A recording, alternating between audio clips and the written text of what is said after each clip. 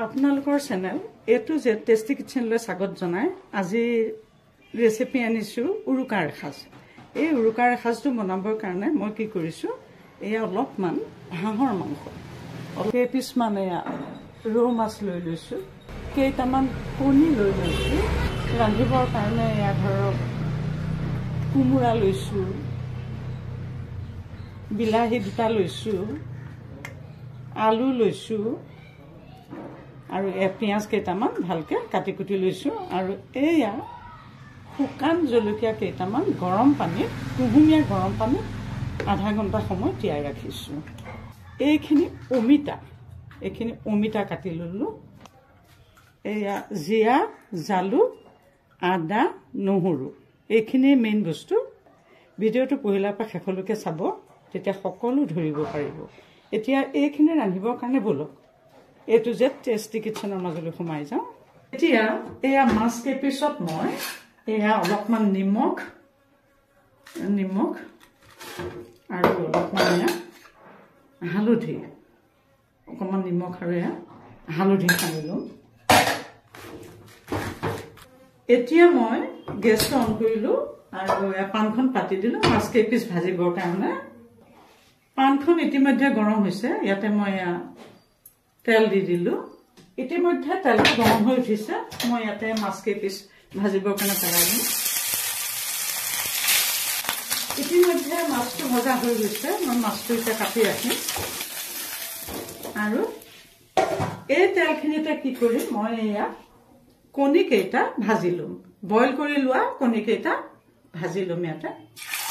কিন্তু এটা কথা, যিসকলে ধৰক মাছ আৰু কণী দুয়োবিধৰে কোনোবা বিধ নাখায়, সেইসকলে একেখিনি তেলতে নিদিব দেই। আমি খাওঁ কাৰণে একেখিনি তেলতে কণীকেইটা বহাই দিলোঁ। কণীকেইটা ইতিমধ্যে ৰঙচুৱা হৈছে, এইকেইটা মই ইয়াতে কাটি ৰাখিম। সেই তেলতে অলপমান মই পাঁচফোৰণ দিলোঁ। তাতে এয়া কাটি লোৱা বিলাহীখিনি, দুটা বিলাহী যে লৈছিলোঁ এইটো কাটি ল'লোঁ, এইখিনি ইয়াতে মই পেলাই দিম। জোখমতে এয়া নিমখ দিলোঁ, অকণমান জোল বনাম, সেই জোখমতে এয়া অলপ মই হালধি দিলোঁ, আঞ্জাৰ জোখমতে। ইতিমধ্যে মই ইটো গেছত পানী অলপ গৰমাই ৰাখিছোঁ ইয়াত দিবৰ কাৰণে। ইতিমধ্যে এয়া বিলাহীখিনি ভজা হৈ গৈছে, ইয়াতে মই এয়া গৰম পানী অলপমান দি দিম।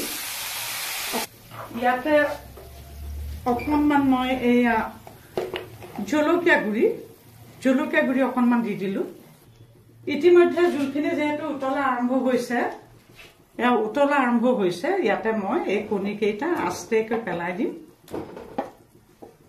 ইতিমধ্যে এয়া জোলটো প্ৰস্তুত হৈ গৈছে। অকণমান কচুৰি মেথি লৈছোঁ, কচুৰি মেথিটোকে অকণমান দি দিম, ইয়াৰ সুগন্ধিটো ভাল হ'বৰ কাৰণে। এয়া দেখিছে, অকণমান কচুৰি মেথি দি দিলোঁ। ধনিয়া পাতো দিব পাৰে, অপশ্যনেল হয়। এতিয়া গেছত মই এটা কেৰাহী পাতি দিলোঁ। কেৰাহীটো অলপ গৰম হোৱাৰ লগে লগে ইয়াত মই তেল দি দিলোঁ। তেলখিনি গৰম হোৱাৰ লগে লগে এয়া মই অলপ মিহিকৈ কাটি লৈছোঁ পিঁয়াজ। মিহিকৈ কাটি লোৱা পিঁয়াজখিনি মই পহিলা এয়া বহাই অকণমান ৰাঙচীয়া হ'বলৈ দিম। দেখিছেনে, ক্ৰমান্বয়ে পিঁয়াজখিনি ৰঙা হৈ গৈছে। ইয়াতে মই এতিয়া অলপ ডাঙৰকৈ কাটি লোৱা পিঁয়াজখিনি পেলাই দিম, দি এইখিনি অকণমান সামান্য ৰঙচুৱা হোৱালৈ ভাজিম। পিঁয়াজখিনি অকণমান ৰাঙচীয়া হৈ গৈছে, ৰঙচুৱা।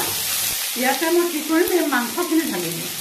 এটা কথা মন কৰিব, মাংসখিনি মই এতিয়ালৈকে কোনো ধৰণৰ বস্তু সনা নাই, কেৱল মাংসখিনি ইয়াত ঢালিহে দিছোঁ। ইয়াত নিমখ, হালধি, মছলা একোৱে সনা নাই। এতিয়া ইয়াতে মই অলপমান এয়া নিমখ দিম। নিমখটো বৰ্তমান কমাই লৈছোঁ, পিছত আকৌ দিব লাগিব অলপমান।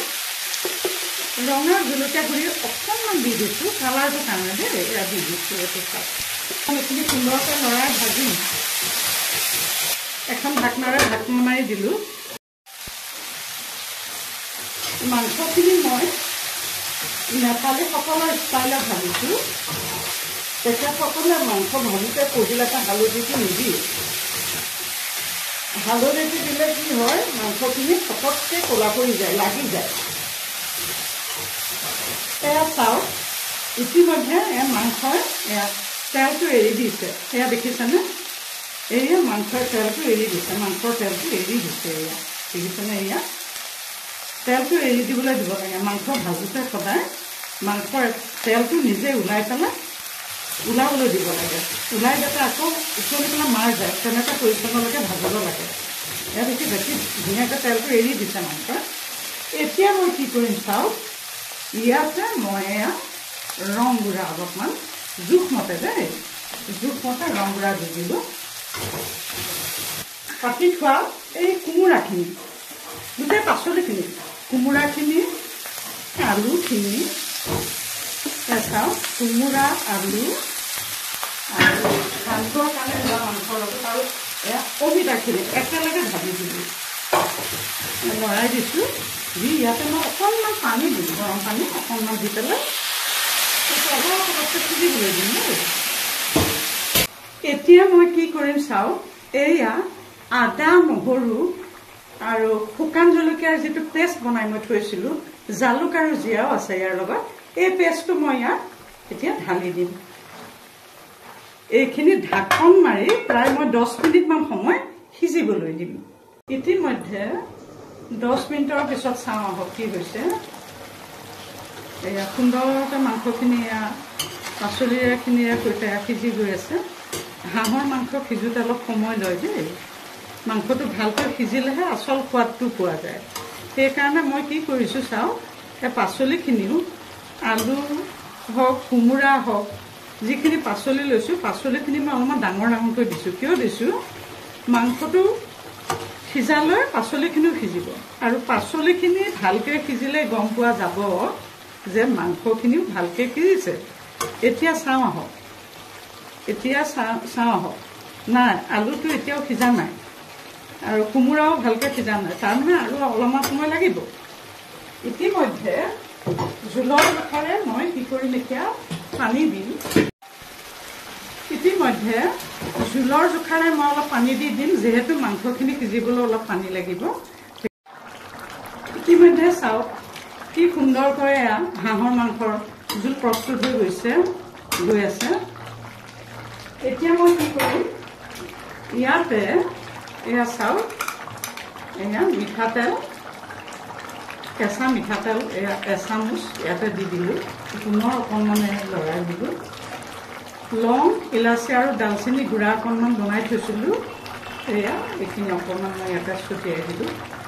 এয়া ইতিমধ্যে হৈ গৈছে। এই সুন্দৰ ৰেচিপিটো আপোনালোকে সুন্দৰকৈ বনাই খাব, দেখিছা নহয়। আৰু এটি মই পুনৰ নতুন ৰেচিপি লৈ আহিম, আৰু আপোনালোকে ভিডিঅ'টো পহিলাৰ পৰা শেষলৈকে চোৱাৰ বাবে আন্তৰিক ধন্যবাদ জনাইছোঁ, লগতে বিহুৰ ওলগ যাচিছোঁ।